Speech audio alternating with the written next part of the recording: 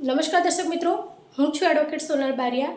દર્શક મિત્રો, મિલકતનું જે રજિસ્ટ્રેશન છે તેને લઈને નવો કાયદો આવવાનો છે અને એ કાયદો એ છે કે જે મિલકત છે તેનું ઓનલાઈન રજિસ્ટ્રેશન ફરજિયાત કરાવવાનું રહેશે।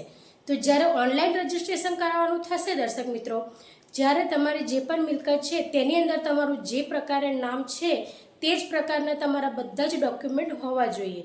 તો દર્શક મિત્રો, જો તમારું આધાર કાર્ડ છે કે પછી તમારું જે રેશન કાર્ડ છે અથવા 7/12ની અંદર તમારું જે નામ છે એ દરેક નામ એક સરખા જ હોવા જોઈએ।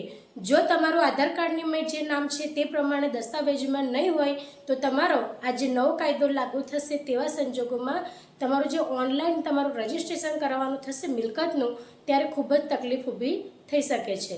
તો દર્શક મિત્રો, જો તમારું આધાર કાર્ડ અને જે દસ્તાવેજ છે જમીનના કે મિલકતના તે પ્રમાણેનો તમારો જે પણ નામ છે તે એક સમાન રહે તે રીતના જો સુધારો કરવાનો હોય તો તમે અત્યારથી જ તેની પ્રોસેસ શરૂ કરી દો અને એ જે તમારો જે પ્રોસેસ છે એ તમારી થઈ જાય અને દસ્તાવેજ અને તમારું જે પણ ડોક્યુમેન્ટ છે બધામાં જો એક સમાન નામ હશે તો જો કાયદો લાગુ થશે અને તમારી મિલકતને ઓનલાઈન રજિસ્ટ્રેશન કરાવવાની થશે ત્યારે દર્શક મિત્રો ખૂબ જ સરળતા રહેશે।